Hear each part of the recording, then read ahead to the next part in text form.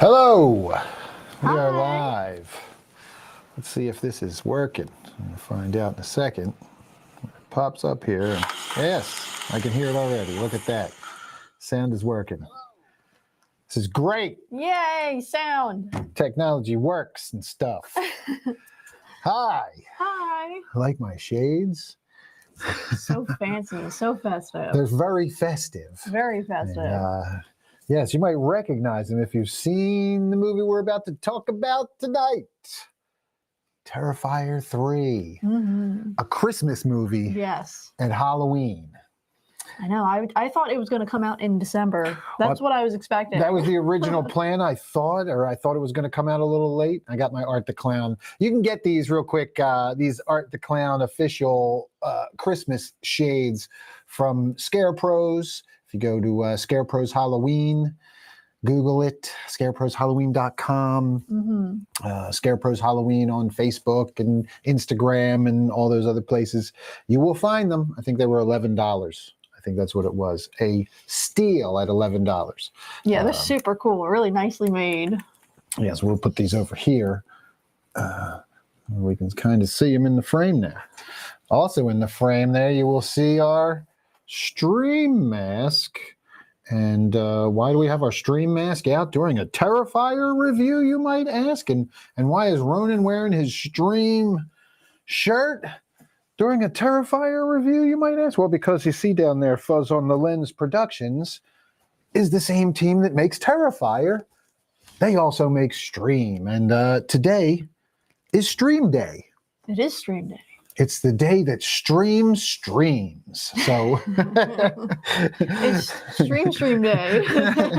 Yes, it's Stream Day. So if you didn't get a chance to see Stream in theaters, and it had a very limited theatrical release, we did see it in the theater and loved it. It was super cool. Yep, we will be watching it again very soon on streaming so that we can come back and do a review for that one with it fresh in our minds for you guys. But it is now streaming. I know it's on like Apple TV, and there's a few other places where you can rent or buy it now. It's got a bunch of icons of horror in it. Bill Moseley's in there, Danielle Harris, got what's his name, Jeffrey Combs, as one of the main characters. Yeah, I was surprised with how many like horror stars they had in this movie. They got everybody together for this one. Yeah, and it's Fuzz on the Lens, so David Howard Thornton is amazing in it, of course. He was so good. And you meet a couple new faces, maybe. Well, faces behind the mask, one of which will be in our movie, Amityville Barbie. We're very happy to have Player 4, Mark Haynes, joining us to be our Evil Deado Basmodius. We are super honored to have him. Yeah, he was great in Stream, so check it out. Can't miss him. He's the big dude. So so we're very happy to have him as part of our cast for Amityville Barbie. But yeah, go support indie horror, support Fuzz on the Lens Productions. Check out Stream now, streaming. I didn't check the price of what it is to rent or anything yet, but it's probably a few bucks. It's definitely worth it.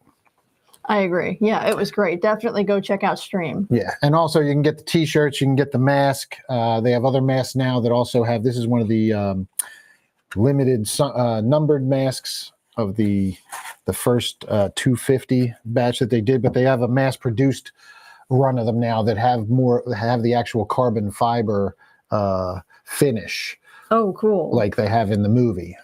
So they have those available now. You can go to Scarecrows as well.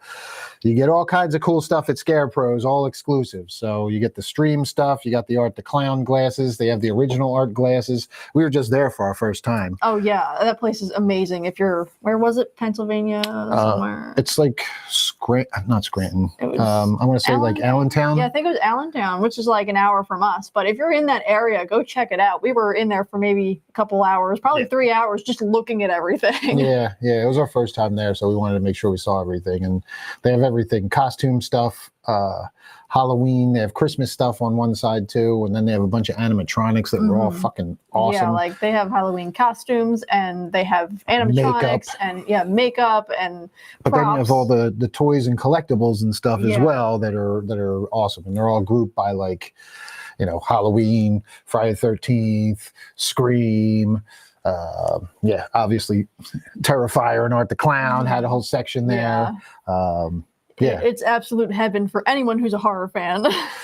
So if you're a fan of these movies that we're talking about, if you're a fan of Art the Clown, and they have an Art the Clown there that you can take a picture with too in the Santa costume. Yeah, they also have a mannequin, and they have a Player 2 mannequin as well from Stream that you could take a picture with as well there. So you can stop in and check out Scare Pros. And if you're not in the area, you can go online and order all this cool stuff from there as well. They have a ton of cool shit there, so check them out. All right. We're here to talk about the sensation that's sweeping the nation, Art the Clown and Terrifier 3. The #1 movie in America right now, kicking another certain clown's ass. Definitely.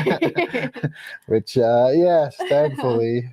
I'm going to put my readers on here now as we dive in. So I'm going to bring the chat up here so you guys can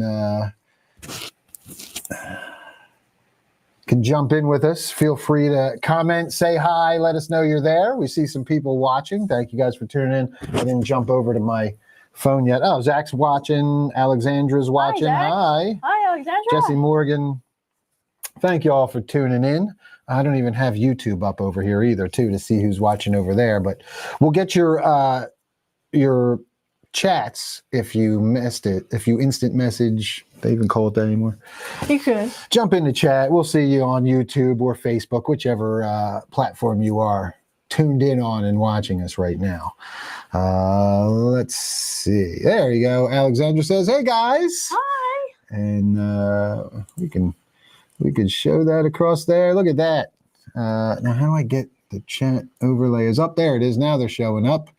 Jesse Morgan. There we go. And Zach Wilkins checking in, says, "I was actually watching Terrifier 2 and saw you went live." Well, thanks for pausing and jumping in with us. Or if you're still watching. It's so good. Second one was our first kind of date. Yeah, kind of date. That was the first movie we watched together. Was Terrifier 2. Yep. How romantic. How bloody romantic is that? I wouldn't have it any other way. And here we are over a year later, and we're about to review Terrifier 3. Yeah. Man. And I can't wait to get it. But yeah. Terrifier 2, man. It was such a great story. I mean, let's go through the story quick. I mean, if you're joining us, you guys probably all know the story of Terrifier, Damien Leone, Fuzz on the Lens Productions, the underdogs, the little indie movie that could, the clown that could. This thing started out as a short, as part of an anthology, and then kind of worked its way into the first movie, Terrifier 1, which was very low budget, but the beauty of it was Damien's special effects are so good that it caught people's attention. Oh yeah, and it's enough just and graphic. Yeah, and I mean, let's face it. It's giving fans what they want. Fans want to see, sometimes you want that graphic movie. You want to see that crazy special effects, over the top, push the boundaries. And I know this stuff isn't for everybody. We've said this in posts. We've said this talking to each other and to other people. We get it. Even our lovely co-host Steph Infection has admitted she's not really into the Terrifier stuff. So, it's not for everybody. Okay. Yeah, right. You have to be into like graphic gore and just absolute relentless. Yeah, it's pretty. Yeah. I mean, it's pretty hardcore. It's grindhouse. It's modern day grindhouse cinema is what it is, really. If you, the old grindhouse movies of the 60s, 70s, the exploitation movies of the 70s,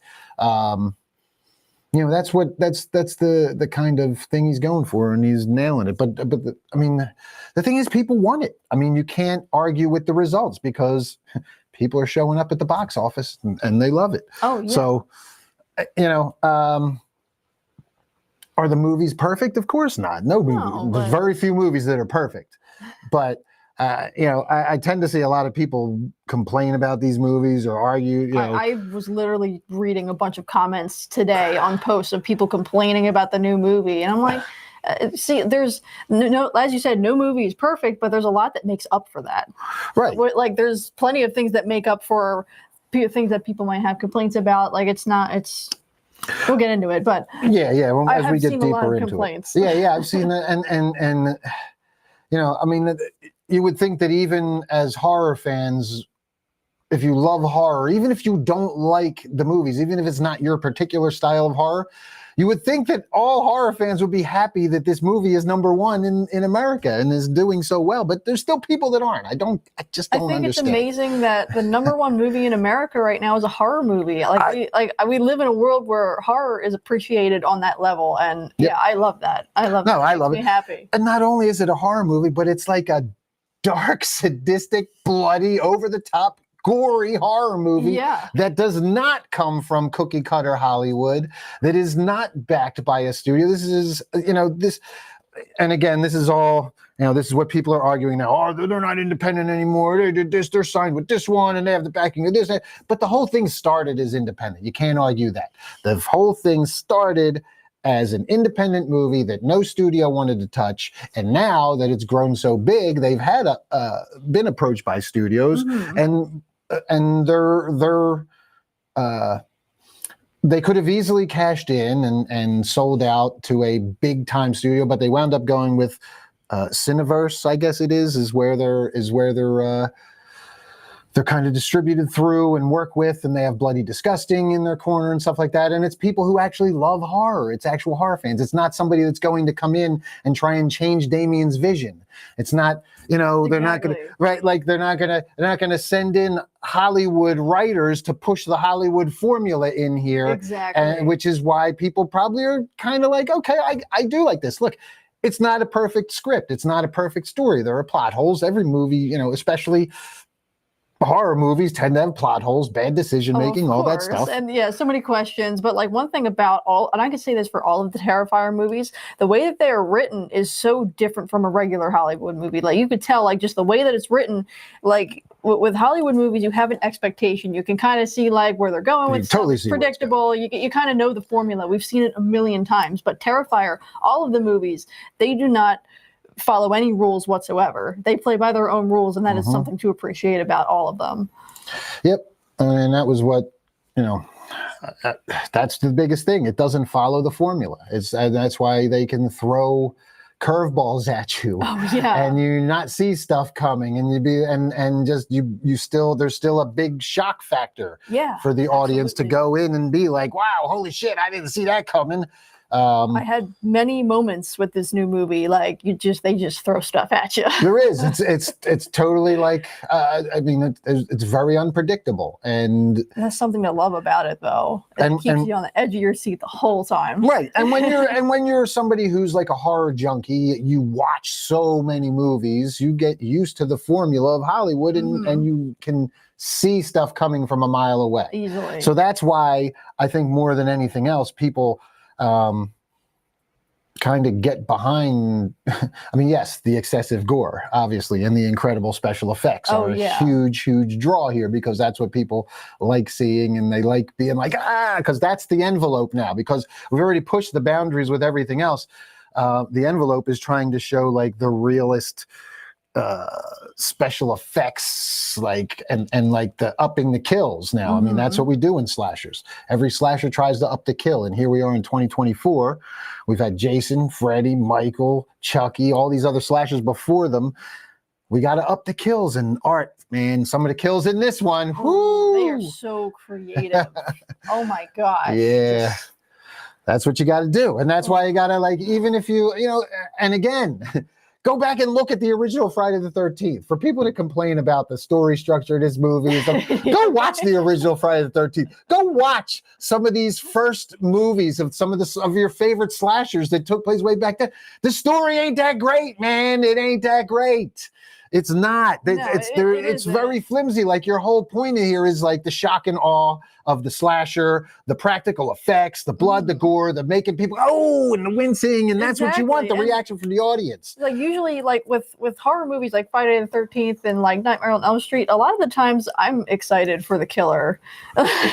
Well, especially nowadays, I root for the killer I always am. because the modern characters So- who are the protagonists are so unlikable most of the time. Exactly. You're And like, oh, please die. see, that's another thing with the Terrifier movies is it like you actually care about these characters. Well, now that Yeah. they've introduced Sienna, that was one of the She things. is awesome.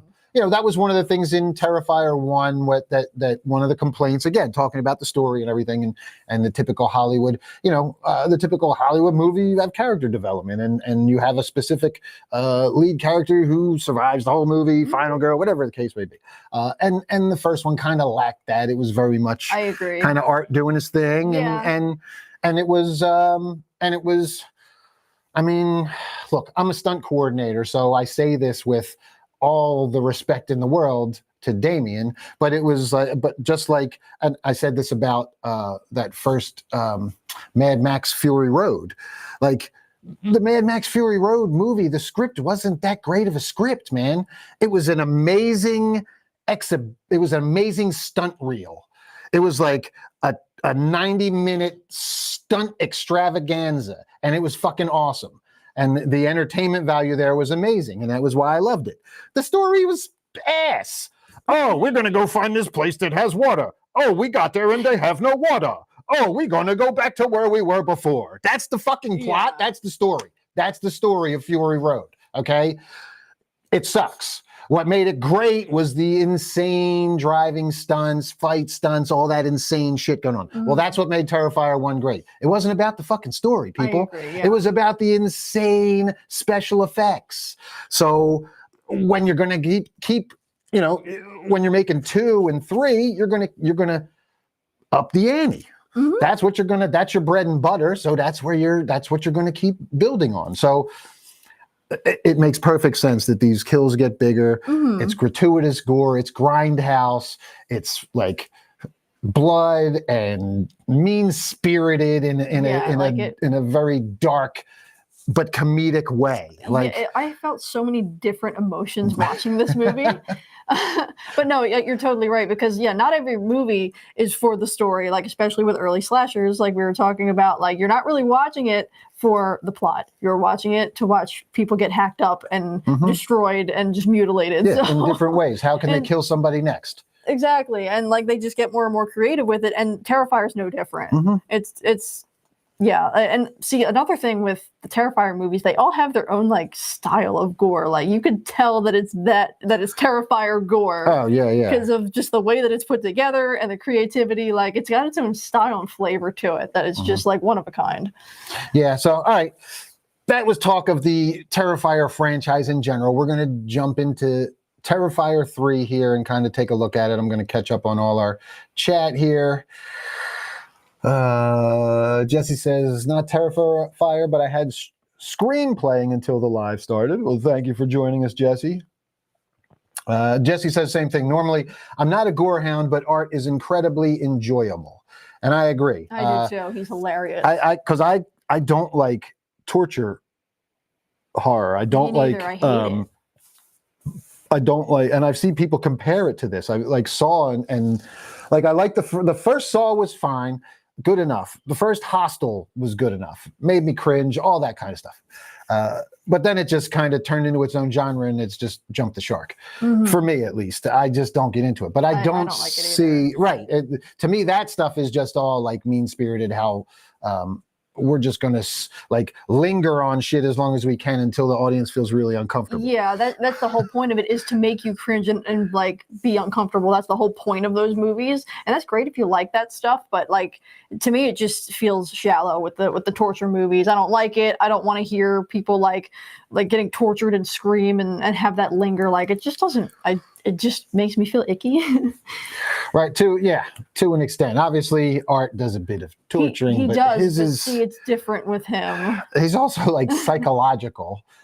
He also plays for laughs through a lot of Yeah. it too. I mean, which is the magic of David Howard Thornton doing his thing. You know, there's a lot there. Again, like you said, you feel different emotions when you're watching it. You're like, oh my God, this is so bad. I can't believe he's doing it. But then at the same time, you're like, oh my God, he's such a fucking wacky bastard. I know, he's so funny. Like, he does this horrible, mean-spirited, just sadistic things to these people, and then he's like, a moment later, he's doing something hilarious, and I'm like, oh gosh, I just love him. Yeah. So it's a great balance to go from that really dark to the ridiculously comedic, but he's covered in blood half the time anyway, and not which to mention makes it he even funnier. doesn't say a word. Oh no, he's exactly. hysterical. Yeah. Well, and I've done a little bit of research. You know, David studied as a mime. Really? Because Yes. art is very mime-like. He is very mime-like. So that is a fun fact. I did not know that. You might not know. Yeah, I was listening to a podcast. I forget which one, but they were talking about the series, and yeah, that was one of the things they said was that David was a mime. He had studied miming, so he, and he worked that in there. Well, he does a fantastic job. Yeah, absolutely. All right, let's see. Everybody's chatting here. We got a good chat going on. I think comedy is super important for horror. I agree. I think Zach. so too. I like to be able to laugh a little bit. I mean, there's a time for straight comedy. There's a time for super serious. There's a time to mix it up. We can have a little bit of everything. So obviously we're doing Amityville Barbie, so we like getting silly. Oh, for sure. Lots of silly. But we're getting bloody too, so. Yeah, I think you need a good balance of the two. Mark, I'm going to see if I can pronounce your name. Aquaho? Mark Aquaho. Aquaho.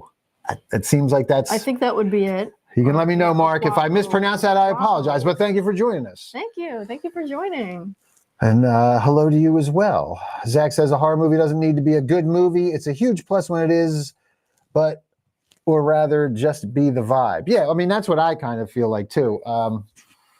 You can have I don't need a great movie to be entertained. And I don't need certain, I don't need a horror movie or comedy movie or action. They don't need to be like amazing movies to still be entertaining and for me to find value in them. I totally agree. Some of my favorite movies, the plot doesn't make a lot of sense. And like the storyline, you're kind of like, what is happening here? Like if you guys have ever watched Bad Taste, yeah. See, like that is one of my favorite horror movies. Yeah. It doesn't make any sense, but you're still entertained the whole time because it's just disgusting and gross and there's aliens. Like you need good, elements for a good movie, not a good storyline necessarily. No, exactly. And not to say that, nothing against a good story. You can, I love a good story. I love good character development. I love but there are certain movies where you just go in knowing, look, man, this is just going to look. And again, I come from action movies and stuff like that too. So, you know how many kung fu movies I've watched where I've gone in knowing, yeah, this is going to be, you killed my master, I'm getting revenge, I'm going to face 26 ninjas, and here we go, let's fight. I don't give a shit. I'm not watching that shit for the plot. I'm watching it for the ninjas. I'm there for the fight scenes. That's all you need. That's what I'm there for. So, again, I know it's not going to win any awards. I'm not trying to nominate, some of my guilty pleasure, like Shaolin soccer, although that shit was awesome. But Kung Fu Hustle, all that kind of stuff. But yeah, I mean, I'm not watching it for the plot. And that goes for horror as well. Mark Hayer on YouTube checking in says, good evening, Ronan and Maddie. Mark, thanks for tuning in on YouTube. We appreciate it. We only do 2 of the platforms right now. Maybe we'll get bigger at some point, but I think it's a good start. Facebook's our main source of viewership, I suppose you would say. And then, YouTube, we get some viewers in as well. So thank you if you're watching us on either one of those. And Mark tuning in on YouTube. Let's see. Yes, we said it right. Oh, cool. Mark said, Aquaho means wolf in Mohawk. Oh, that's awesome, that's Mark. So cool. Very cool. And he said, blood and gore, I want more. Hell yeah. Us too. Very much so. Yeah, I mean, that's the theme here. I mean, that's why we love the Terrifier movies. And again, we get it. It's not for everybody, but It's for the people that it's not for. Some of y'all just complaining, trying to piss in people's cornflakes, it feels like. See, Like, man, just let people like what they like. We get it. You don't like it, but you ain't got to be like, they go out of their way to like bad talk it or like just say negative stuff sometimes. Right, exactly. It's because everybody. Whenever something, that's what edgelords have to do, is when something gets mainstream, and this movie is definitely mainstream. It is now, at least. Then they have to hate it. Yeah. And it's like, hey, sometimes things are popular for a good reason. Right. Exactly. So, all right, we're going to jump over to, I want to bring up we're going to talk Terrifier 3. I'm going to go picture in picture here. Let's see. Let's get us over to our Terrifier 3 IMDb window. And bear with us. I got to make sure that we're we're too small picture in picture here. We gotta correct that. Make it bigger. Oh man, it's still small and little. Okay. All right, I guess that's what we're going with. Unless we go like, no, that's not gonna work. Got all these options, guys. Sorry, we're trying to get the best one where you can see. Even if we're tiny, that might, like, we can see the trailer and everything. There we go. Oh, there we go. There we go. We might have to take the stuff off. There we go. That works. This way you can see the stuff at the top of the screen. I know if you guys are watching on your phone, it's probably really tiny. So apologies for that. I can hide the chat overlay while we watch the trailer. And let's do that. Oh, that made it bigger. Oh, yeah. We can go real big. Boom. That puts us down in the corner there. Whee! So many options. There are. Okay, this one might work. We could get closer and watch the trailer. Here we go. Oh. A lot of people really. There we go. Starting over. You survived the most famous serial killer since Jack the Ripper. The 5-year anniversary is coming up. I think a lot of people would really like to hear from you after all this time. I want to know what it's like to be in the presence of that kind of evil. What goes through your brain when it's close enough to you. You feel his breath.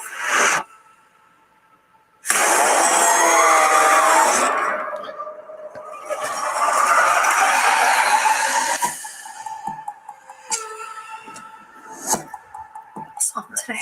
Who? How can you be sure it was really him? I could feel it. Who's this Santa? He's scaring my kid. Yeah, he's scaring me too. Hey, Santa's no presents!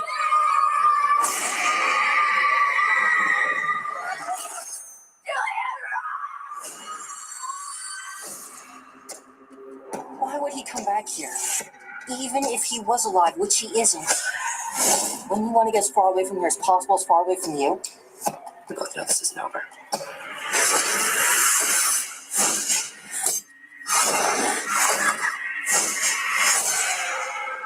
I have to go back to the Terrifier. It's still buried there, isn't it? Might be the only thing that could stop them.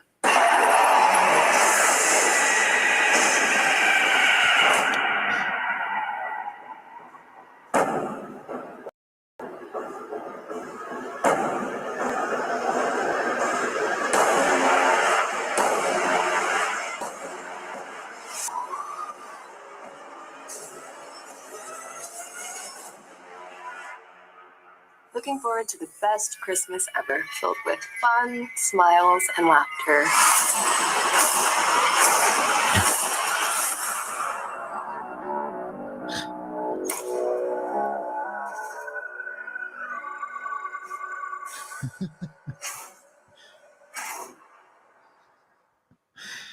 Oh, outstanding. So that was my first time actually watching the trailer, Yeah. and I love the way they cut everything up. Yeah. Like they don't give anything away. No, it does a good job. Yeah, that was great. Yeah, it manages to show you enough and not totally ruin everything. Yeah, like they cut it up really, really well. Yeah, Jesse says, love the scene recreating The Shining.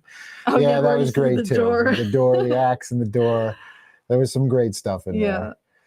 there. Zach says people aren't allowed to just have fun anymore. We need stuff to hate. Exactly, right? Yeah, so many trailers give away everything these days, Zach says. Yes, that's why I tend to, if I know I'm going to see something, I don't even bother watching a trailer because I don't want it spoiled for me. If I'm on the fence about watching something, I'll watch a trailer. I was watching trailers for a little while we were doing the daily shows, but I luckily got out of doing that, thankfully. So, all right, let's jump over here to our Terrifier IMDb page and our synopsis. Art the Clown is set to unleash chaos on the unsuspecting residents of Miles County as they peacefully drift off to sleep on Christmas Eve. And this one, once again, directed by Damien Leone, written by Damien Leone. We know Damien, special effects wizard and creator of Art the Clown. Stars our friend Lauren Rivera, who, yes, fun fact, Lauren and I trained in the same Taekwondo school and under the same lineage, Red Tiger Taekwondo. Lauren and I are friends for years before. I guess we became friends right around the time our journeys into entertainment both started. She was an actress, and I was training with one of her best friends, now one of my best friends, then one of my best friends too, Muhammad J. Ali, one of the producers on Amityville Barbie, longtime stuntman. But that's how I came to know Lauren, because they trained together years and years and years. And then I joined Muhammad at his dojo, dojang, you call it in Taekwondo, but it's essentially the same as dojo. Training under him, and that's how I met Lauren. Worked with her a few times now. Also worked with her on a recent horror movie called The Fetus that you'll be able to see her and Bill Moseley in very soon. But yeah, Lauren and I are friends. She did an episode of Ghoul Talk with Steph and Anna way back at, God, I guess it was before Terrifier 2 came out, wasn't it? I think it was 2 years ago. That or was something. a while. It was a while ago. But yeah, and always great working with Lauren, and great to see her success here. And yeah, if anybody is ready to take on art, it's Lauren with her physical training, Taekwondo background. She's very stunt capable, and an awesome actress, obviously. So yes, one of the stars, Lauren Rivera. David Howard Thornton, obviously one of the stars as well. And Antonella Rose listed here in the main cast. I'm going to scroll down a little bit. Antonella Rose plays Gabby. David plays Art, obviously. We have Elliot Fulham returning as Jonathan. Let's see. There's a bunch of names here. The only other ones, I guess we should really... Chris Jericho has a cameo in there. A little bit part as Burke. He's an orderly towards the beginning. There were quite a few cameos in here that you might miss. So, I mean, I'm going over some of the main cast and some of the younger actors and actresses I don't really recognize from anything. They're not necessarily household names, but you've got guys like Clint Howard, who was in a scene in the bar with Daniel Roebuck, who plays Santa. Tom Savini is on there. He was in there for a moment. One of the ones that I looked at, and I didn't even realize it until the credits rolled, was Jason Patrick, who was from Lost Boys, Michael from Lost you Boys. were telling me that. And he plays Michael in this movie. His character is named Michael in this one. And yeah, it was great to see, and some of those guys worked into the cast there. Jericho's death was fun. Yeah, it was a really good cast. Everybody did a great job. I guess, yeah, nobody really stuck out as that I didn't enjoy. I thought everybody was really good. Everybody was fantastic in their roles. Who was it? Vicky was Samantha. Yeah, Samantha. She Shafidi. was incredible. Yeah. So yeah, she was awesome. Obviously, she's grown a little bit since the last one. But yeah, great job by the cast. Once again, I mean, Art steals the show as usual, but Lauren, I mean, she's given us an awesome protagonist to battle Art now, kind of like our Laurie Strode to Michael's. Oh yeah, you know, for sure. To Art's Michael. Yeah, Lauren is just an incredible actress. Like she really, really sells it. Yeah. So the box office was like 18 million. 18 million. The first weekend, opening weekend. So that's outstanding. That is incredible. Let's see. Taglines: Terror Under the Christmas Moonlight. A little bit of trivia here. We'll read this one. Director Damien Leone said that several big studios showed interest in financing this movie based on the unexpected success of Terrifier 2, even without a full script, but he turned them all down because he is certain that they would never let him film the opening scene alone, which he describes as, quote, very controversial. Leone commented that the only reason that he can be so uncompromising in his depiction of horror and gore is because he finances his movies independently, creates all the special effects himself to keep costs down, and has no big studio breathing down his neck to make the movie more mainstream. That's exactly what you were saying like a minute ago. And that's exactly why we love it. So Absolutely. And he has distribution through Cineverse and Bloody Disgusting and all that kind of stuff and help with that. But that is not a studio dictating the direction of the film or censoring his film or telling him that he can't have Art as Santa Claus besmirching the image of Santa or something like that. You know, like that's what's going to happen. You're going to get watered down Art the Clown if he were to go and jump in bed with one of these big studios. They would fucking ruin it. So, let's see. We're not going to go with the user reviews there. Let's jump over to Rotten Tomatoes. We will check out because that's the best judge, I feel like, of where these movies kind of sit. And you're looking at a 75% tomatometer, which is the critics' review, and 88% fresh, voted by the now called the popcorn meter, which was called the user ratings. Just like the general public. The audience score is now the popcorn meter. Yes, so fancy. It's new popcorn meter. So there you go. 75% by critics, 88% by the fans. That's a pretty good critic score for a movie that's everybody, that doesn't even have the formula. It doesn't follow the 3-act structure properly, and it doesn't do this. Look, usually critics are like, they're rough. They will pick things apart. So, all right, so here's the top critic reviews. Here's the first one from Adam Graham of the Detroit News says, rarely has so much on-screen bloodshed been so lifeless. He rated it an F, I guess. Yeah. And on the other side, Tim Cogshell of Film Week says, it's really kind of a lot of fun. And he rated it fresh. There's a bunch more here. Continues to confront us with the ever uncomfortable question of not just what we are willing to watch, but why, and there is more to come. A cliffhanger ending suggests that this third entry is no trilogy closer. Art, you see, good or bad, never dies.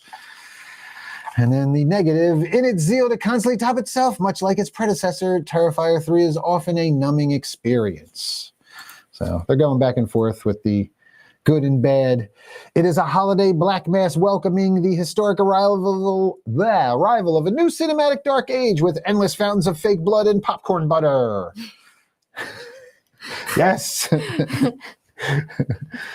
Oh, Brian Eggert says, although Terrifier 3 makes good use of its Christmas backdrop, the movie gets bogged down by its almost spiteful tone. So, ending reviews.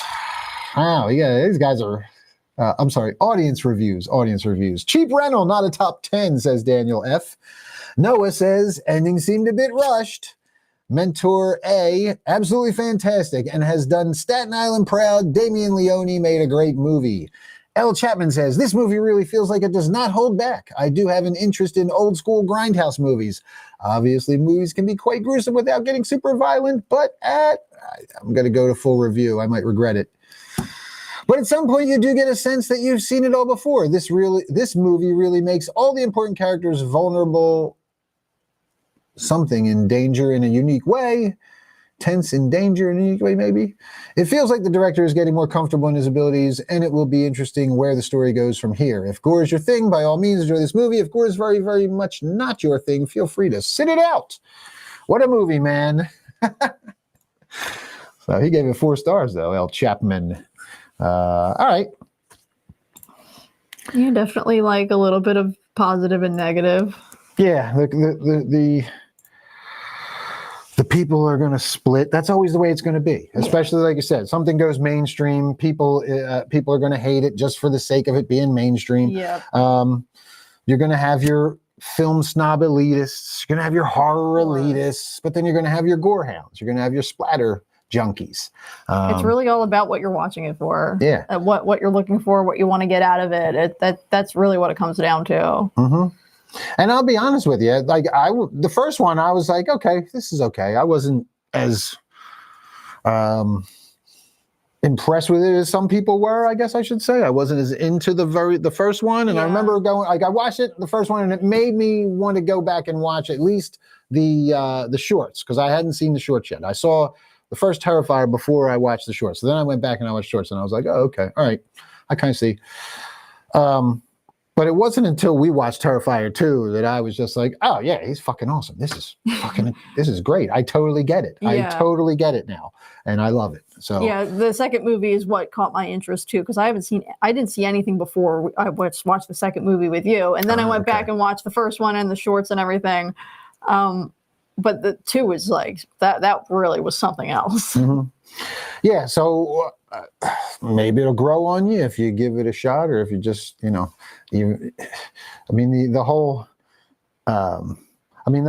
main thing is we should all be happy that a horror movie is number one. For sure. That horror is so big, and it's not just this movie. You're seeing it all the time. The horror movies in the box office are the ones that are keeping movie theaters alive. They're the ones whose merch, all the collectible popcorn bins and all that kind of stuff. That's it's all the horror movies. Oh, yeah. That's where the renaissance of theater going is coming from. I think so too. Like there was a ton of merch for Alien and Beetlejuice and like all of the horror stuff that's coming out right now. Ghostbusters had it. Everybody had it. Yeah. All of that. So, and I'm here for it. I love it. Me too. So, all right, let's see. What else can we get into here? Well, I guess we could get into our spoiler talk now. Well, you guys have been here long enough. We're 45 minutes into the show. So I guess this is the official spoiler talk. I'm going to put it up in the captions here. Yes, just in case. So we're going to get to our live chat, and I will bring our... let's see. I get our chat back up, put the overlay on, bring you guys back up here with us. All right, this is the spoiler time. So, if you have not seen Terrifier 3 yet and you don't want anything spoiled, now's the time to bail. If you're watching the replay, this is the time to pause it and come back after you see the movie, and then you can watch the rest of it. Mm-hmm. But now's the time. We'll give you a couple seconds to check out. Yes, we will hydrate while we wait for you to leave if you don't want spoilers. Because next we're going to get into the fucking kills. I have a lot to say about that. About all of it. So, all right. This is spoiler time. We're going to talk about the kills. You can start checking in the comments with what your favorite kills were.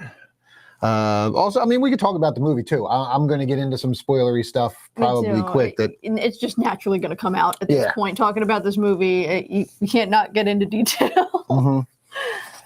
So I'm going to jump back because I got to bring up just so I can keep a track of the plot and everything. Because this way we go through and kind of keep hit beat by beat if we need to. Oh yeah.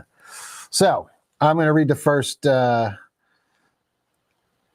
Let's see. First paragraph here of this plot synopsis on Wikipedia. In the present, Art the Clown invades and brutally murders a family during Christmas. 5 years prior, after being decapitated by Sienna Shaw, Art's headless body makes its way to the asylum where survivor Victoria Hayes, now possessed by the little pale girl, has just given birth to his head. They kill a nurse and a guard before fleeing to an abandoned house.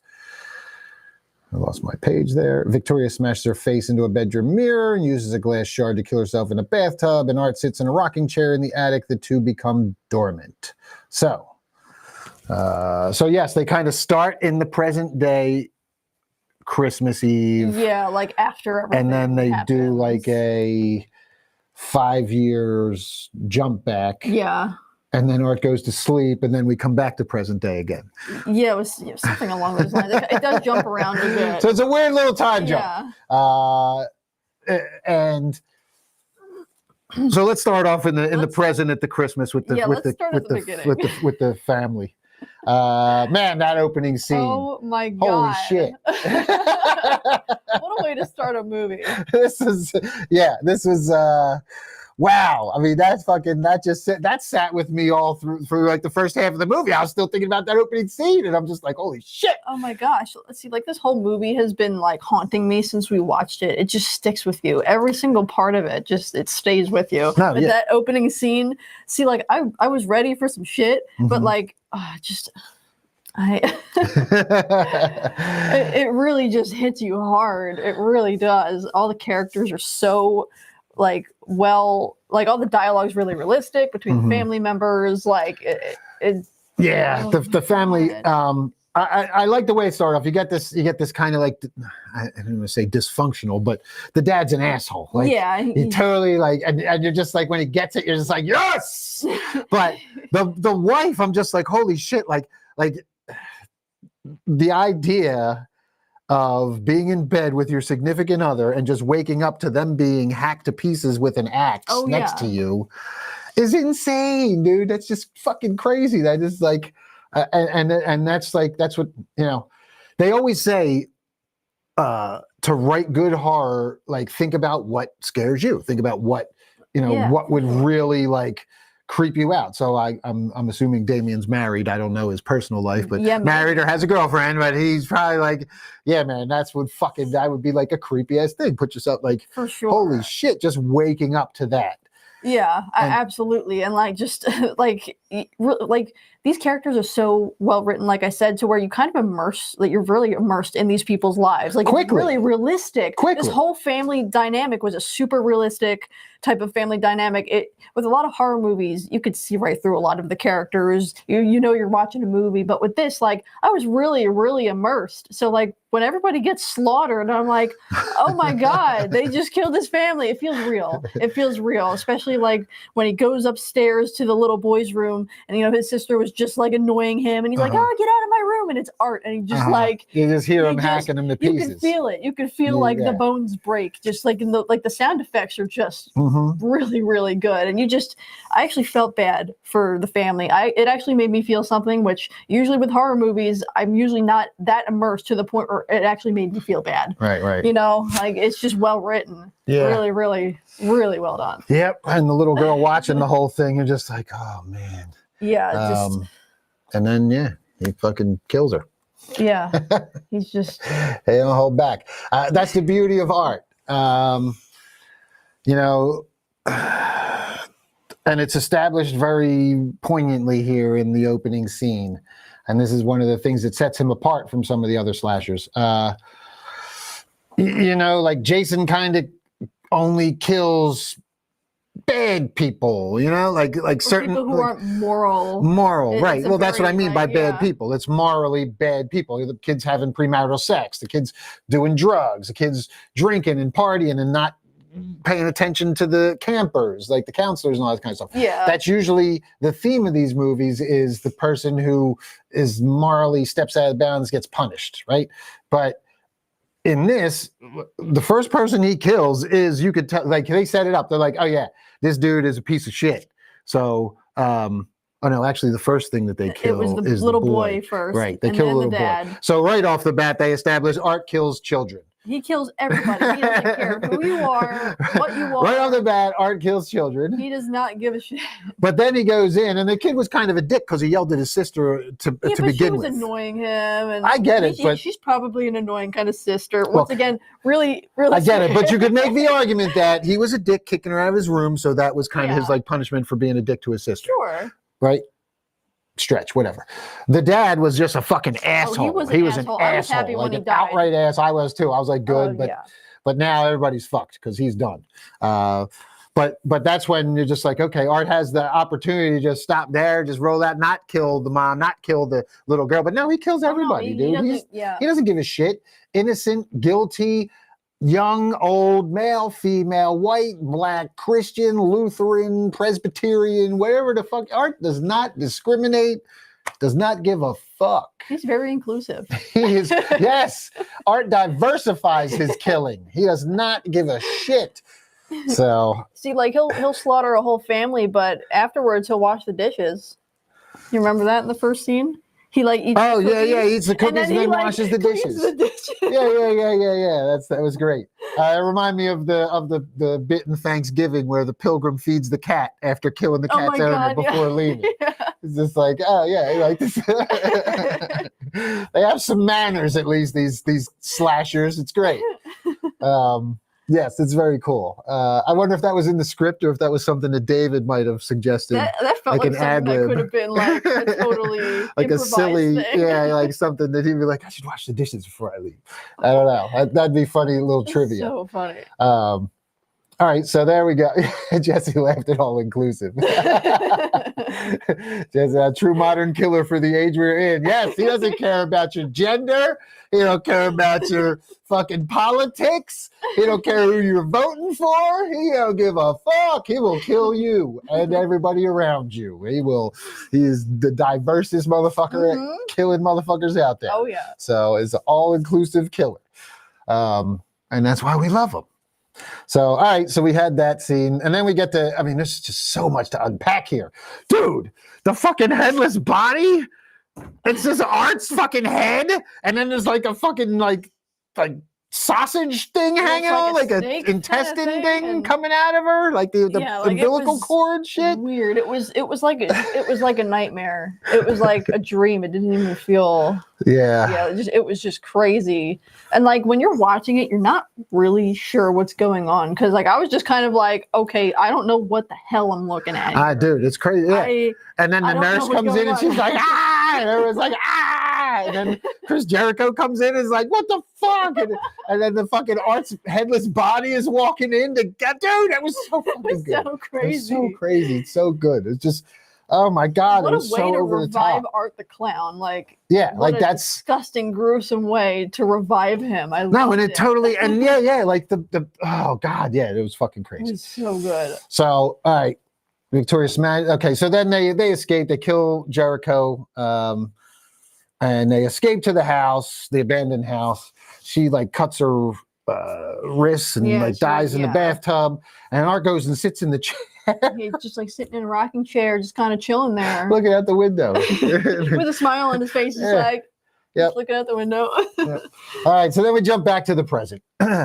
In the present, Sienna is released from a hospital to stay with her Aunt Jess, who lives with her husband Greg and their daughter Gabby, who idolizes Sienna but has no knowledge of the events. Sienna is suffering from survivor guilt and frequently has hallucinations of her deceased best friend Brooke, whose death she feels responsible for. She struggles to reconnect with her younger brother Jonathan, who is now in college trying to move on with his life. Art and Victoria are awoken from their slumber. All right, we'll come back to that part. So let's just talk about the family there. You get the family dynamic. Fair enough. I will say, you know what? They did a really good job of casting people who look like they were related. Oh, totally. Like they looked like a real family. They looked like that was really her aunt and that was really her cousin. Like they did a really good job of casting people who looked like family. So I agree. I really don't like. They looked like she could have been Sienna's mother's sister, like for real. Same like with Jonathan structure too. And Jonathan, same hair color, hair, eyes, like really good job of casting, and the actors were great. I mean, they did a really They good were job. It wasn't just that they looked incredible. good, but they did a really good job. Once again, another realistic family dynamic. They really go into these people's lives. Like, you Yeah. learn a lot about these people and the whole family and everything. It's super realistic, and they all do a really good job. I was, once again, really immersed in these people's lives, which I'm not used to with horror movies. Yeah, really good job on that one. All right, so now we can jump. Art and Victoria are woken from their slumber when two workers stumble upon their bodies in the house. The duo kills the workers, and Victoria begins working on a costume while Art ventures off on another killing spree. So let's talk about the workers, because that was one of my favorite kills of the Oh movie. man, that was just, that one stuck with me. That entire scene just. Oh, the entire scene It was just insane. disgusting. Victoria masturbating with the shard The of glass. shard of glass. Holy I was shit. not ready for that. Wow. See, like, Art's behavior, yeah, you know.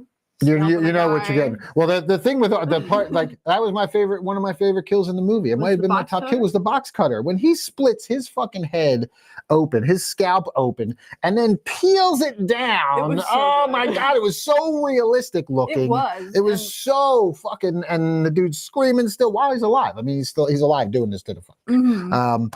It was just so brutal, so realistic looking. The sound was awesome, like the peeling. Oh the gosh, and they really stickiness of emphasize it. on all of the sound effects. Yeah. Like, they were, and that really sells it for me. Yeah, no, absolutely. That's what you got to have, that great sound design. Yeah, have those squishy movies. To get it, to make it, you need moist noises Yes. to make people uncomfortable. That is the fucking key. It needs to be moist. Yes, So yeah, that was one of my favorite kills. it was a good one, and just look, with Victoria and her shard of glass, like, Dude. I was more focused on her because I was not expecting that at all. No. Like, that took me off guard completely. Oh, and again, that's one of the other parts. Damien would never have gotten away with that with a Oh, studio no way. movie. Like, He wouldn't you be have able to do that shit. You have to be independent to do stuff like that. Not in this day and age. They got away with it in The Exorcist way back when, breaking the fucking rules with the crucifix. They didn't show anything. That and, is true. you know, Yeah, that but is they, true.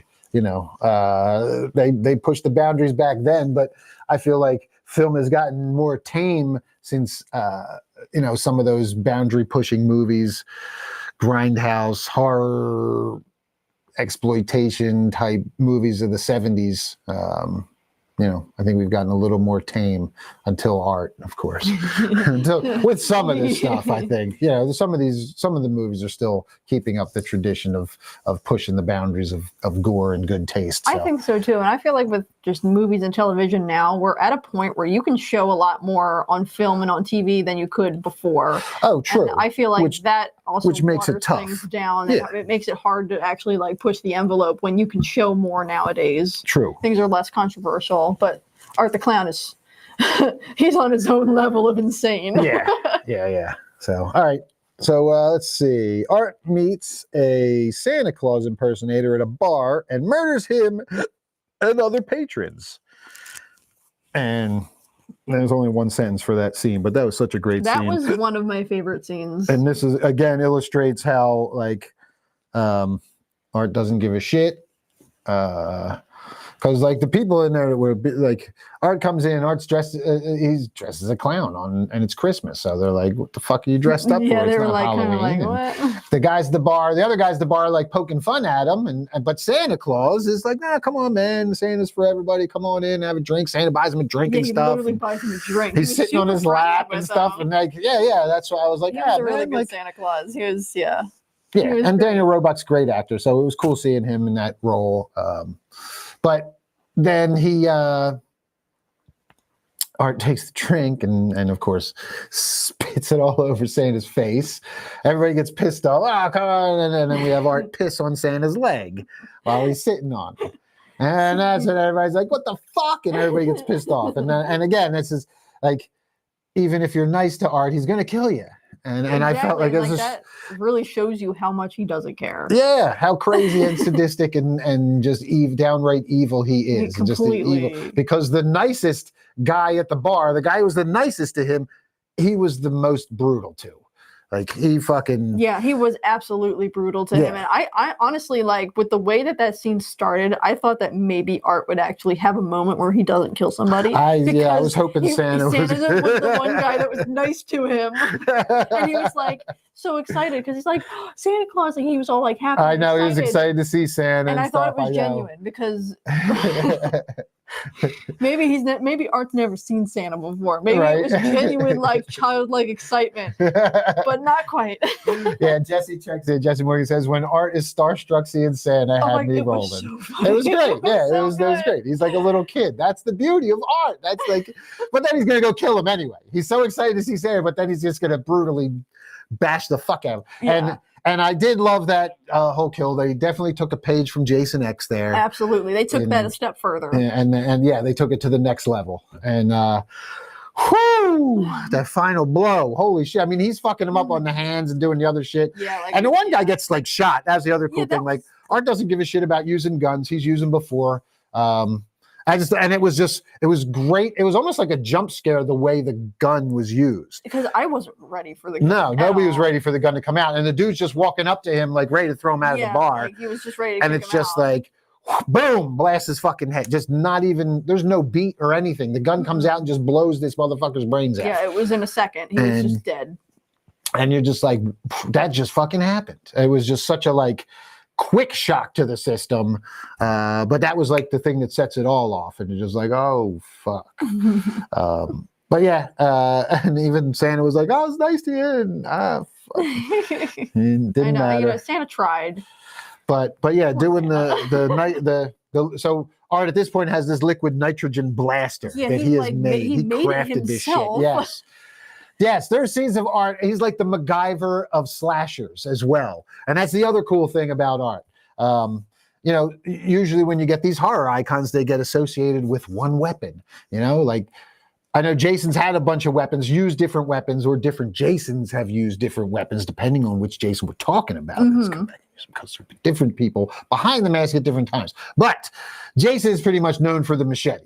He's killed with axes, spears, other things, all that kind of stuff. Plenty of different things. But he's pretty much known for the machete.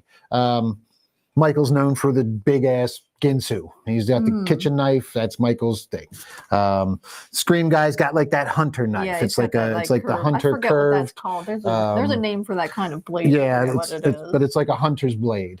Then you have Freddy like a buck Krueger, knife. Freddy with his claws. Yep. They all have their iconic weapon. Yeah, and here's Art with like, I mean, I guess if anything was his iconic, it's not a weapon though, it would be his honker. Yeah, like that would be his that's the most consistent. That's the one thing that he always does tend to have on him, but he doesn't kill people with it. But his creativity makes his own weapons. Dude, like that scene with him building that shit, I was like, this motherfucker is making a blaster to fucking cold freeze people. And you get to watch him make it too. There's a scene where you get to watch. Yeah, he's building it. It's literally like a MacGyver montage of Art building a liquid nitrogen blaster, and it's glorious. So amazing. It's like watching the A-Team. Like, you know, Damien loved the A-Team and MacGyver growing up. He's like, yeah, we're that Art piece. And it's dun, dun, dun, dun, dun, dun. And he's building the fucking shit, and then he's testing it out. Oh God, it was fucking great. He like tested it on like a mouse or a rat. Yeah, on a rat. He tested on a rat. Smash. Yeah. It was so good. So yeah, that was great. And then the ending beat, like he does all his body, he's got him tied to the chair, and then he hits the fucking face, and that shit broke off the face. That was so good. Holy shit. The thing I really loved about him hitting the face, he doesn't hit it once, he hits it twice. So it breaks in two different ways. Like you get the first break, and then you get the second one, which just like destroys his face even more, which was really cool. You get to see layers of like just the destruction of his face. Yeah, it was fucking Yep. And it was, and then he peels the beard off and puts it on. Because he grabbed the beard and was pulling on it at first, like, hey, that's the real thing there, son. Right. Don't pull on that. Yeah, he was like, I can use this. Yeah, he was trying to pull it off in the first place. Does this thing come off? It was such a great scene. Fuck. See, and that's the thing. Like, you have these great scenes, and it's I mean, and it adds up to be a very entertaining movie. It might not be Shakespeare, it might not win awards, it might not be the best formulaic 3-act structure movie that's been made, but it is just so fun. There are so many and the scenes that are so fun. It really is a collection of scenes, but there is story to it. There is. There's There's definitely the story that pull it all together. Yeah. But yeah, the main thing that you're there for is art, to go into these different environments and just wreak havoc. Yeah, man. just watch him just go nuts. So speaking of art going nuts and wreaking havoc, this scene, holy shit. So after he murders the Santa Claus, he then impersonates Santa at a local shopping mall, man, and uses explosives disguised as gifts to slaughter several shoppers, including children. Mm-hmm.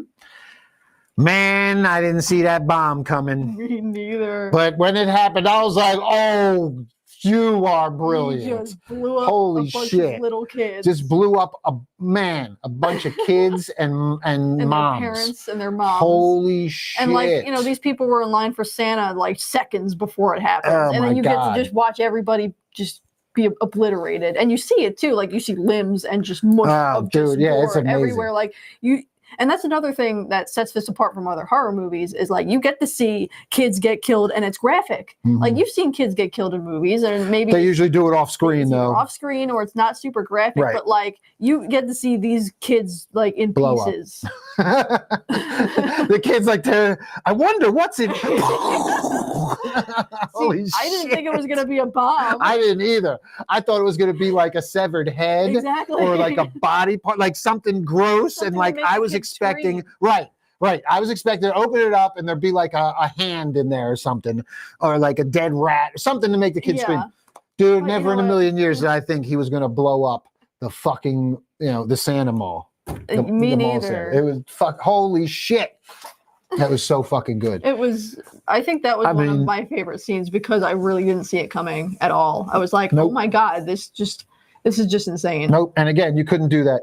The studio would not let that No, happen. no. They would not let that No happen. way. Damien could not do that if he went through a studio and did this movie. He couldn't do it. So amazing fucking scene. I love that shit. Yeah. It reminds me of the old Uwe Boll Postal movie where he like went out of his way to kill a bunch of kids in a scene getting shot by shotguns, and he had squibs on kids. Oh my God. And it was just a montage of small kids getting blasted with shotguns Oh my God. in the middle of like an Oktoberfest event. Oh wow. Yeah. So and I guess it was like him critiquing American gun violence at the time. But yeah, he was just pushing the envelope. It reminded me of that. And people just don't go there, I guess.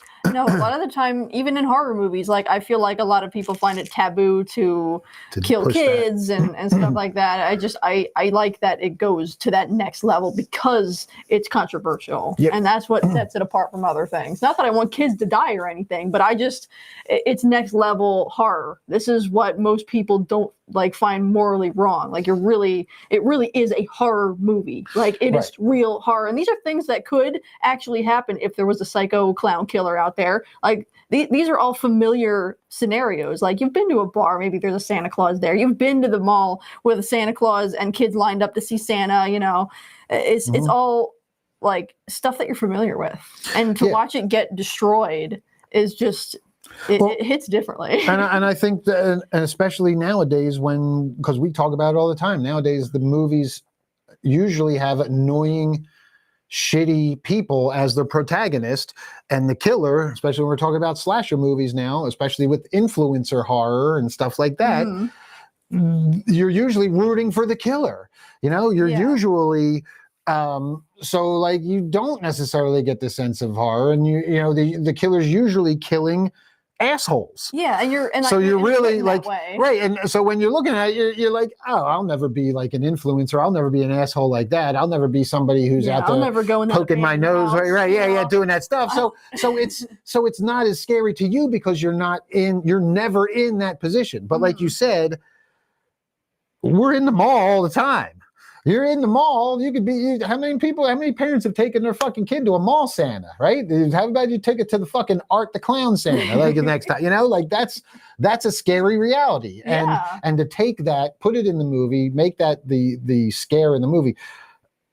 You really hammer it home when you show the graphic shit that is shown in this, the limbs of children, stuff like that after an explosion. Like, if you really want to hammer it home, the horror of this fucking thing, you show it. You don't hide it off screen. You don't sugarcoat it. You don't, that's true horror. Like you just said, that's a horror movie. So if you really want to shake people up and leave them like thinking about this shit, like haunted by it, like having it like sit with them for days and weeks after the fucking movie. Like, I can't get Victoria's face out of my head. Yeah, right.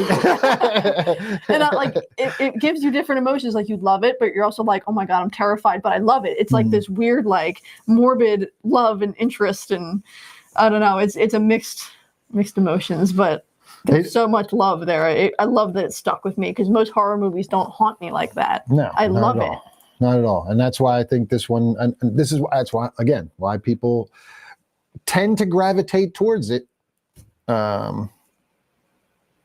because it's doing things that other movies aren't. And it's just giving people that rush, that scare, that thrill, that taboo boundary pushing that horror is known for, but has kind of been a little soft. Yeah, with like the bigger studio where like, everything's kind of watered down, especially because they really push a lot of PG-13 stuff nowadays, because the studios want to have, we want everybody to come see it, so only one F-bomb, no blood, blah, blah, blah.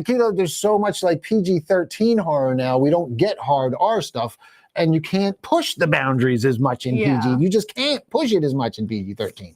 So, again, getting a hard R movie is another reason that people go out to the theater and support this thing. I mean, it's it's not rocket science. It's fucking basic math. 1 + 1 = 2.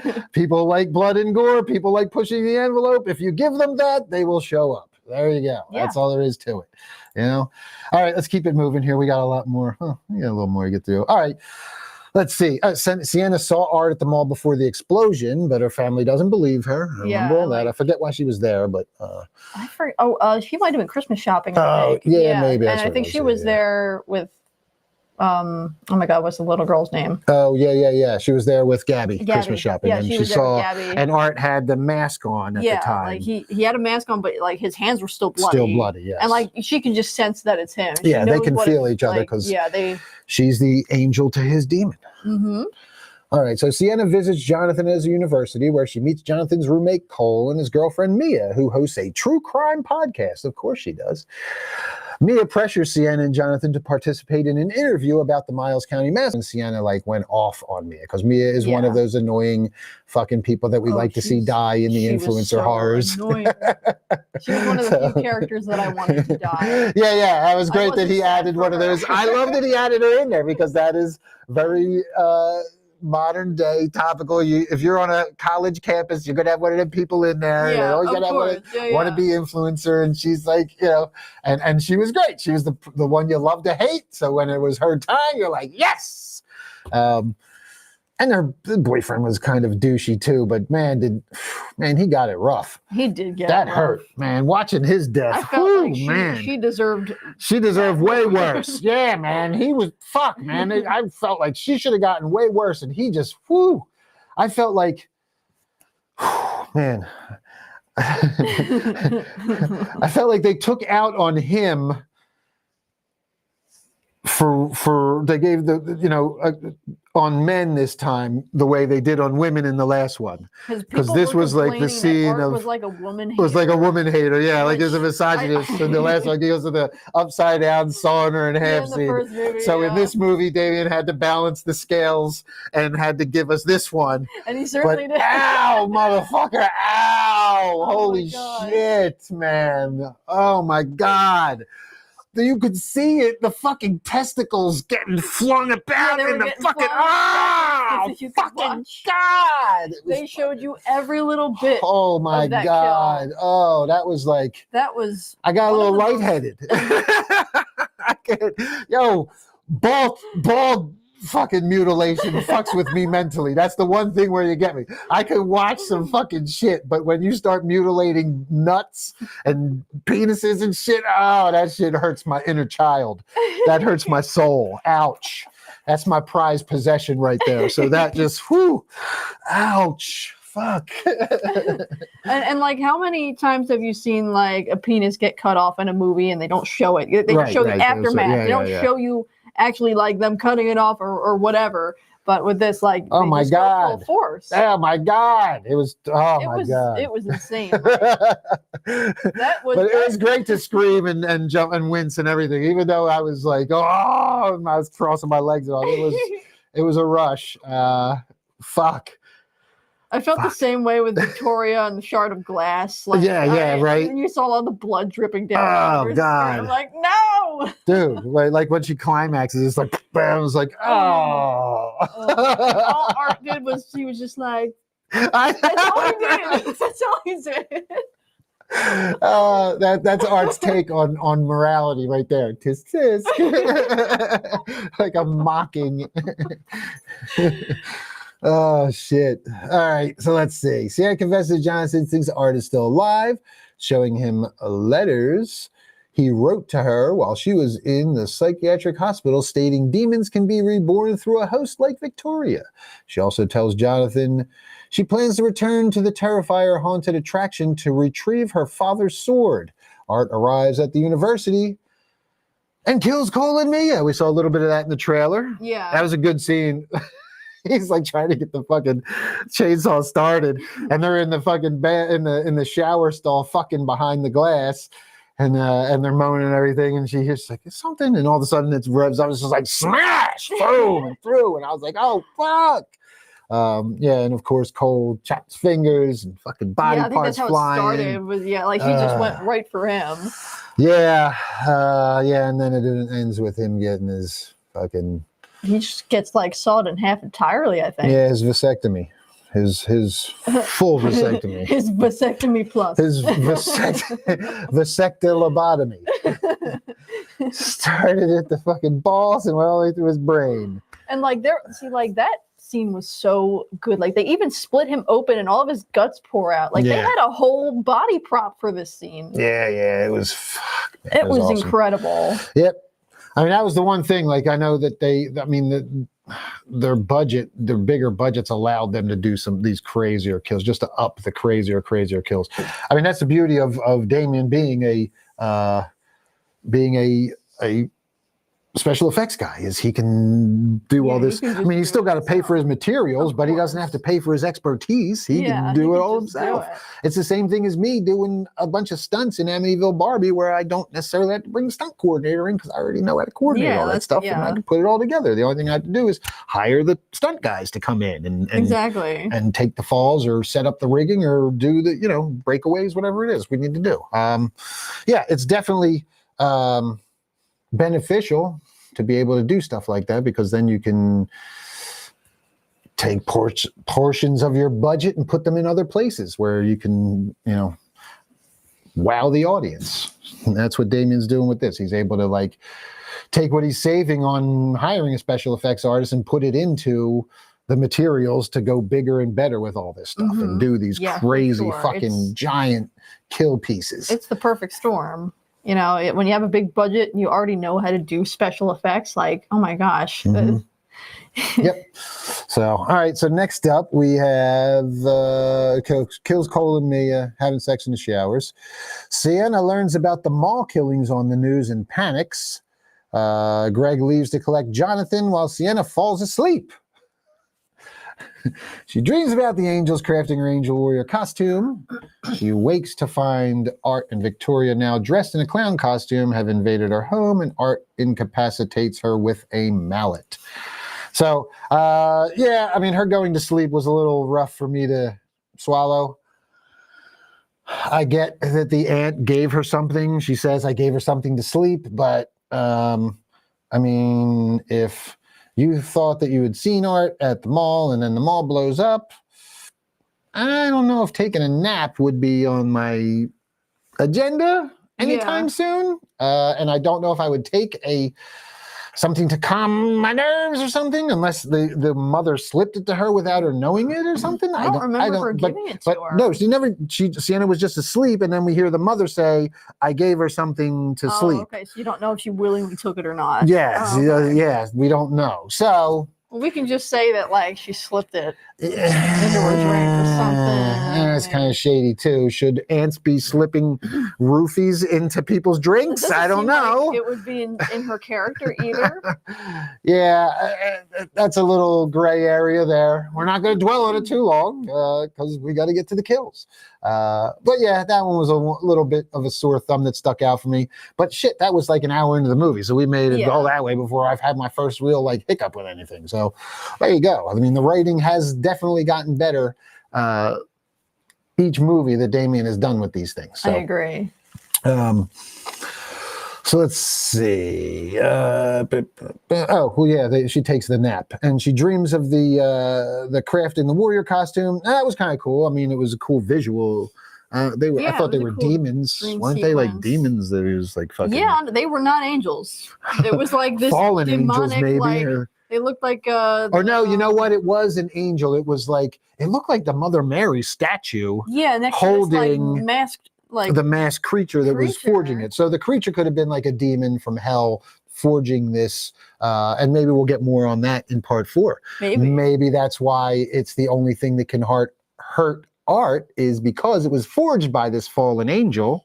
That could be something. Yeah, like her dreams could have some significance. That could be why the whole thing with the, when she's dreaming about that, the angel has the demon on the leash and is forcing it to forge the angel to kill Art. So. Yeah, I really look forward to see how they expand on everything because they really went more into like the supernatural, the lore and the backstory, and like we're starting to understand Art and all these demons, and you get to see more into like where he comes from, kind of.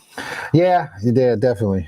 Okay, so he incapacitates her with a mallet. As Sienna regains consciousness, she sees Greg's body pinned to the wall and Jess tied up across from her. Victoria shows them a skinned head consumed by rats, telling her it's Gabby's, and then Art kills Jess by hammering a tube down her throat, forcing the rats in her throat with a blowtorch. Art suddenly, okay, before I get there. Okay, he didn't just do that, though. He also cut her throat. And then the rats, spilled out of her Yeah, they kind of left that out. I think that was one of my favorite kills. That was so insanely creative and gruesome and disgusting. And I was very impressed with it. I was like, what's he going to do with the tube? Where are those rats going? What's he going to do? I kind of had an idea that's where he was going with it because I've seen similar things done with that, with people putting a tube in the throat and forcing rats down. I tend to not like animal stuff just because I'm that's understandable. an animal person. So I kind of knew that was coming. So where it was going. I was like, okay. I thought he was going to force them down further and cut her stomach open. The neck was a better choice because I didn't want them to be stuck in there too long. They would have suffocated, I feel like. So you stick them in there and then cut her throat so that they come out. That was pretty. It was gruesome. The hammering of the fucking tube. Oh God. Spit in the jaw and the fucking. And she's still alive at that point. Yeah. Oh yeah. She's alive when the rats are going down. Like until he cuts her throat. She's alive. Until she's like. She can't breathe when the rats are in her throat. And she's about to suffocate. He cuts her throat and then she finally dies. Gruesome. Fucking gruesome. And that was probably, I feel like that was probably one of the more mean-spirited kills of the movie. I think so too. And like she really didn't deserve it either. Poor woman. She didn't deserve that one bit. She had no idea any of that shit was on its way. No. God, because they were just trying to, have a fucking family life and be a good family and give her a house and taking care of Sienna. Yeah, and this shows up on their doorstep. So, whew.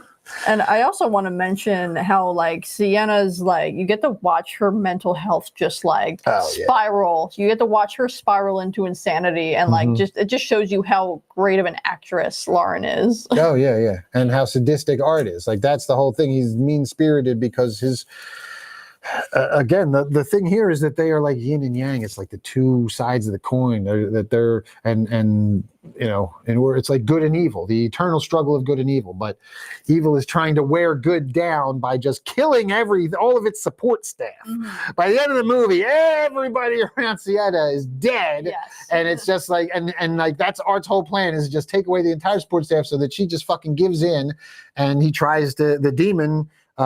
Tries to jump into Sienna and take her over, so that the evil, you know, I guess that's what the end goal here is for evil to take over by defeating this angelic champion, by possessing heaven's champion, so to speak, because that's kind of looks and that's kind of like her like persona is like this like kind of warrior Viking angel kind of like princess character. So like it's kind of like a fight between like an angel and a demon if you put like her character into play there, right? So it makes sense that like Art's end goal here, you know, that could be like shit, dude, if Art like possesses the angel, then heaven falls, you know, some shit like that, okay? You know, that's why she's like chosen. Cool stuff, very thought-provoking for sure. So, all right. So let's see. There's a couple things we want to get into here because this end scene, there's a lot that happens. So a lot to dig into, and then we'll wrap it up because I know we've been going for a bit. So at first we were told that this is Gabby's head. We have the dead tacked up on the wall. The dad dead tacked up on the wall. He had gone to pick Jonathan up. There's no sign of Jonathan yet. And now out comes, now we've watched, Sienna is now tied up and has watched the aunt get killed. And now they bring out this head and they open it up and they're like, boom, oh, it's Gabby's head. She's like, no, Gabby, blah, blah, blah. You know, they fucking, and then they laugh and they bring out Gabby and they're like, we lied, it's not really Gabby. Ha, ha, ha. And they do a little thing, but then they put the fucking glasses on the head. They take out Jonathan's glasses and put the glasses on the skull that's being gnawed at by rats that has no skin on it, and insinuating that they killed Jonathan. And of course, this is like the backbreaker because Jonathan was like, that's her brother, that's her immediate family, the last of her immediate family, and like that's the, you know, you're just like, oh fuck. But my biggest problem was, I have questions. Is it really Jonathan? It might not be. That's what I'm wondering. She already lied. Vicky already lied about it. And the inclusion of Vicky is great here because we get a lot of exposition because Art doesn't talk through Vicky and Vicky explaining a lot of stuff that's going on here. So we kind of learn a lot of this dynamic between the two of them through Vicky here as well.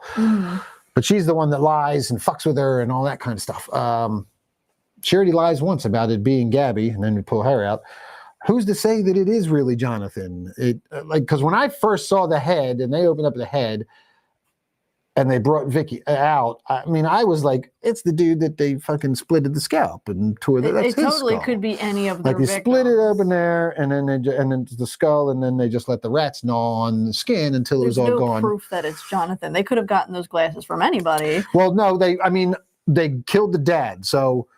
Chances are, and Art was already at the college killing the roommate. That is true. He was there already, and there is a chance Jonathan's dead. There's a very good chance. Totally. I just feel like Jonathan was a pivotal enough character that I feel like they would have killed him on screen. Killing him off screen is not justice for a character that's so important. I agree. Number one, to the story, and number two, to our protagonist, Sienna, I just feel like if Art really wanted to put the nail in Sienna's coffin, he kills Jonathan right in front of her. Yeah, I think so too. Like they don't bring Gabby out; they bring Jonathan out in front of her and kill him. They don't just bring a skull after the fact that they've killed him. Like if Art got his hands on Jonathan, I think he would bring him and kill him in front of her, not just show up with the skull. Yeah, I think so too. And if he really is dead, I really feel like that I would have wanted him to have a more epic death. Yeah, because absolutely. as you said, like he was an important character. He was in the last movie. He was a very significant character in the second movie and this one. And that's why I kind of feel like maybe he's not dead. No, that's what I'm saying, because I feel like, and especially the way Damien goes out of his way to kill people. I mean, he definitely goes out of his way to gratuitously murder bodies. I don't understand why he would not take the opportunity to kill off. And he likes killing main characters. He likes killing like people who you've liked, who you've grown to care about during the course of the movie. He has no problem killing them off. Destroy them. Yep. So it just really feels off that he wasn't killed on camera. And yeah, I don't like the fact that he wasn't killed on camera. And when they said that it was his, I really didn't like the fact that that was what. Oh, it's his glasses. And I was like, that threw me off too. But then thinking about it, the more I thought about it, I was like, maybe he's not dead. Well, think about this. So if the pale girl was able to possess Victoria, since she was a survivor, since Jonathan was also a survivor, they might be able to use him as a vessel too. So that could be a setup for the next movie. Yeah, he could, and that's why they have the glasses. He's chained up somewhere he's chained up at the Terrifier ride and. Yeah, exactly. Or somewhere where Art's just holding him to be the next vessel. That's what I think. Because if they were able to take over Victoria, then they should be able to do the same to Jonathan. Mm-hmm. Yeah. Good theory. All right. So yeah, I'll be cool with that if Jonathan is still alive and we find out in 4 and he's going to play a bigger role there. I really hope he's not dead because I really liked him as a character too. Yeah, and I really hope that they didn't kill him off screen. I just feel like that's not a very. If he's actually dead, I'm going to be so sad. Yeah, it's not it's a, what's the word that I'm looking for? It's not a very good death for that type of character. It doesn't do him justice. Yeah, it doesn't do him justice at all. That's what I'm looking for. Tim Day checking in. Let me get over here. Dexter Williams checking in. Hi, guys. Dexter says, Terrifier 3 is a true horror masterpiece. The climax of the film was insane and unforgettable. Yeah, agreed. For sure. Jonathan said, that Jonathan, is he dead or is this just a mental game? Because we don't actually see him get killed by Art. That's what we're saying. Yeah, exactly. That's what we're saying, Jesse. It's tough, man.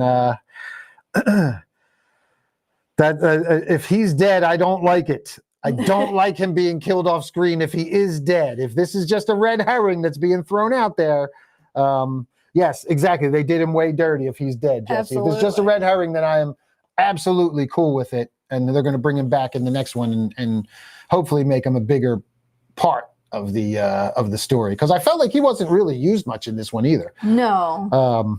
I felt like he was very scarcely used. And it was kind of like a generic, oh yeah, he's trying to move on with his life. Yeah. Like we just saw that in Scream 6. he was literally, what's her name from Scream 6? What's Wednesday Addams, Jenna Ortega. Oh yeah, he was the Jenna Ortega character from Scream 6. Trying to go to college and put it behind him. Yeah, and like I like that you get to see like where he is in his life and like how he's moving on, and like once again, like for someone who's gone, like for these two characters who have gone through some serious trauma, like you get to see their honest, like real reactions of like how they move on from it, how they're coping with it. Like he's trying to move on.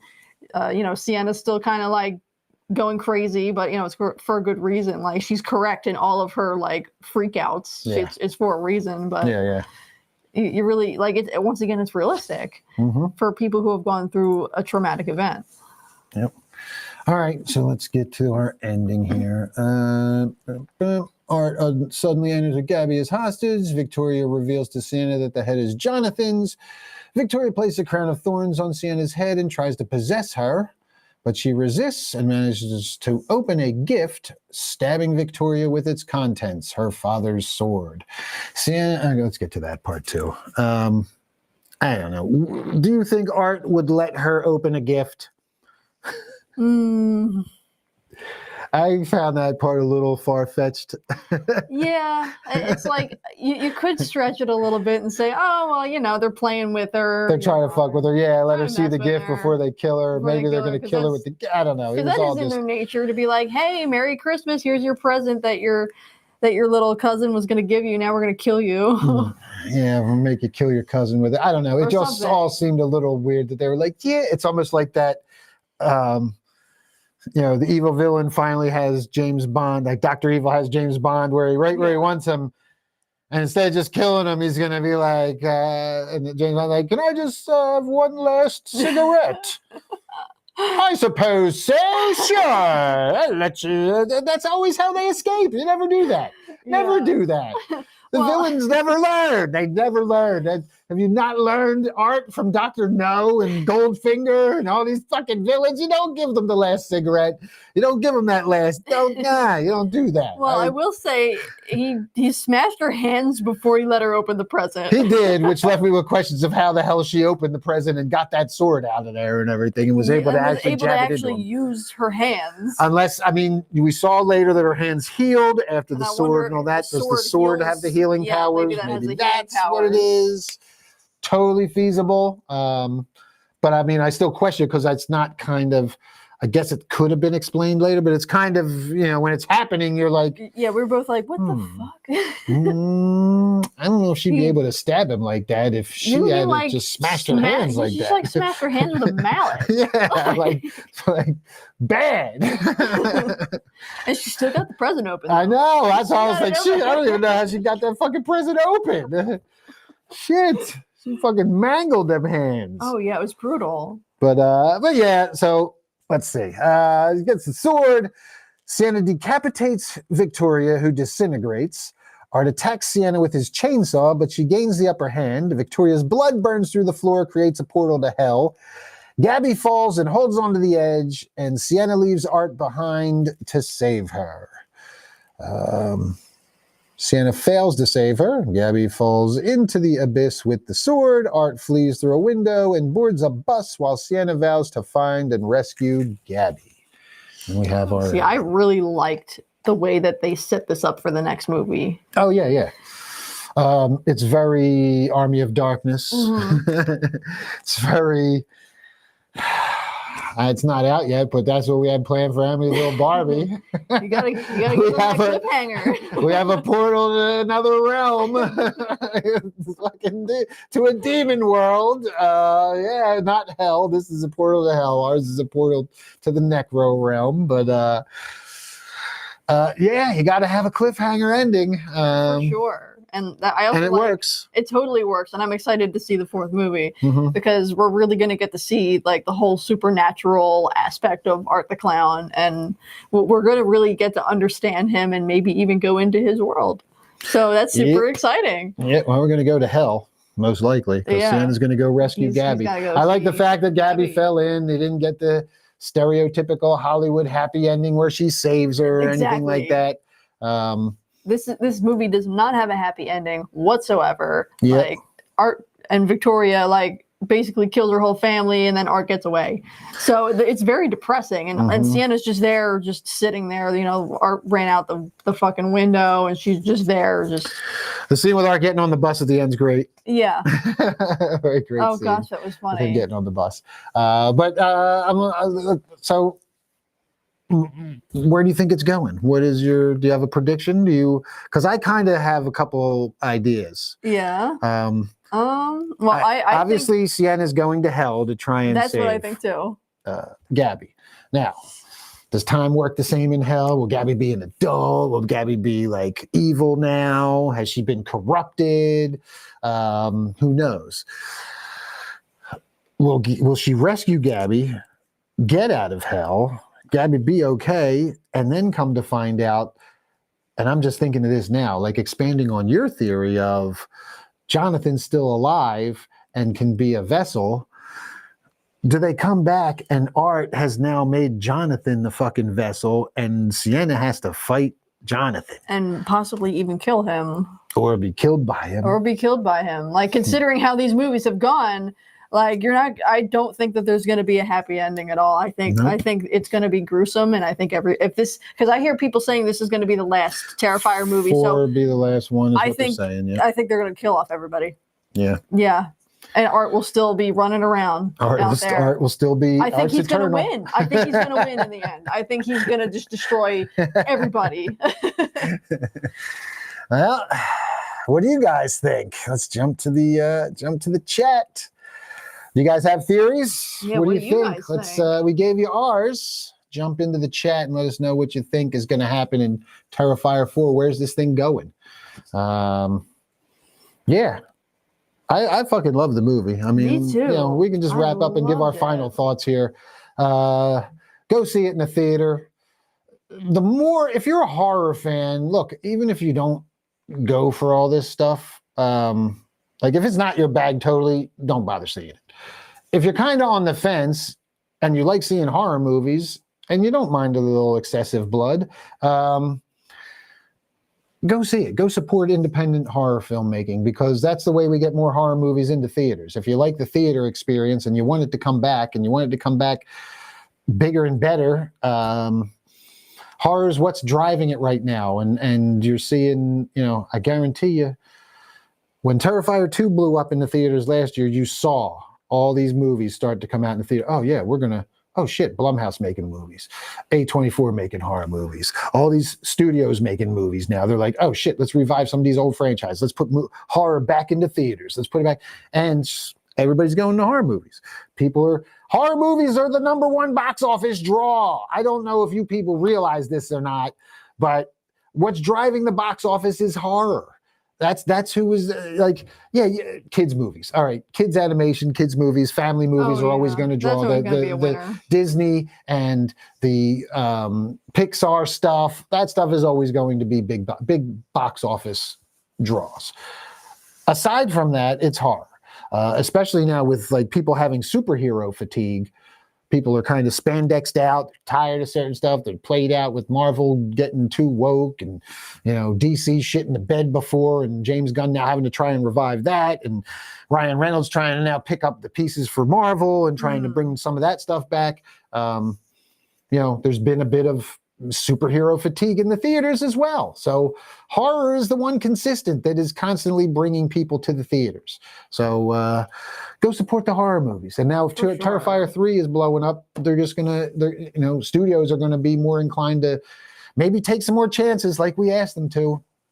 For sure. And going to see a horror movie in the theater is a totally different experience. You have you're surrounded by speakers. It's on a big screen, and you get to have this almost like connection with all these other people in the room. You all get to be scared together. It's like a togetherness thing, you know, and it's a different experience. And I feel like if we watched the movie here on the TV, it wouldn't have stuck with me the way that it did. There's just something different about going to see it in the theater. So if you want the full experience, go see it at the theater. Yeah, definitely. Let's check in over here. Jesse says, as soon as I saw the portal, I was like, 4 Art goes to hell. Yep. And then Jesse also says, plus lady on the bus reading book, The Ninth Circle. So that's right, yeah. Easter egg. The Ninth Circle is the collection of, it's from the All Hallows Eve anthology. And that's part of the backstory lore of where Art comes from, where Art's a demon and all that kind of stuff from the Ninth Circle of Hell. That's that was part of the lore from the original anthology series that Art makes his appearance in. It was based on the 9 circles of hell, and Art was one of the circles. That was one of the cool. I believe, if I remember correctly, and somebody can correct me if I'm wrong. Damien did an anthology that featured a bunch of different shorts that he directed all himself, and it had different characters. And he has said that he just was kind of throwing different ideas at the wall to see what would stick. Mm-hmm. And Art was one of the shorts that was thrown at the wall. And I don't know if that was called the Ninth Circle or it was like these were the 9 circles. It might have been the Ninth Circle was the name of the short that Art was in. But yes, that's where the book, that's the Easter egg that the book on the bus that the woman is reading. That's super cool. Where I it didn't comes know from. that. Yep. So yeah, that could be where it was. And again, now that's where we're going. We're going to the 9th circle of hell, possibly. That's where Sienna's going to go to retrieve Gabby and her sword. Oh, that's right. The sword fell down there, wasn't it, too? Yeah, she's got to go get her sword and her cousin. So, yeah. Jesse says 3 shorts. The third was Terrifier. The first of the 3 was the 9th circle. Okay, cool. So there you go. It was 3 shorts, and it was the and it was All Hallows Eve, Jesse. That was the anthology that had all the shorts on it. It was All Hallows Eve. Yeah, that's the one I watched was All Hallows Eve. I didn't realize that was like a collection. But I also I need to watch it again. Yeah, well, it's in between. It's a woman babysitting, watching a VHS tape. Oh, so there is a story that kind of Yeah, interweaves with it. And I think she sees Art on the VHS tape and stuff. And it's kind of like a Ring kind of thing where he's coming out of the tape. Yeah. Kind of living. Yeah, we'll have to watch that again. It's been so long. It's been a while since I watched it too. All right. Well, that's going to wrap it up. We've been going, man, almost 2 hours. Oh my God. Thank you guys for tuning in with us for so long. Jesse hanging in there. And we got a few other people. Dexter checking in. Who else did we have? Mark checked in. Oh, man. Warren, Zach, Annalise, Anna. Oh, what's up, Anna? I don't know if you're still there, but thank you so much for checking in, everybody. It was a good chat tonight. For sure. Terrifier talk. Yeah. Awesome. Yeah. Thank you guys for joining us. Thank you guys so much. All right. Well, stay tuned for more Amityville Barbie news. The trailer is coming along. Teaser, I should say. It's the opening scene. It's 5 minutes long. 5-minute opening scene teaser. We are going to release the whole fucking first 5 minutes of the movie as a teaser. So it's going to take a little longer, but it's going to be worth it. And since you guys, for the people that have stuck around this long, let you know a secret. We're currently negotiating with a composer who has worked on Game of Thrones, among other high-profile projects. Hopefully, fingers crossed, we can lock him in, and he will be doing the score, the original score, for Amityville Barbie. And that would be incredible. I'm really hoping for this. Yeah. How fucking cool would that be? That would be so Composer cool. from Game of Thrones. He's also done stuff like The Craft, the new Craft movie. Oh, really? A bunch of other horror movies. Yeah, he's done a bunch of stuff. That's sweet. Oh my gosh. Yeah. So we were very fortunate to even have his contact. He reached out to one of our producers and showed some interest. So we're trying to make the budget work. That being said, if you want to back us, the Indiegogo is still going. We have a ton of great perks there.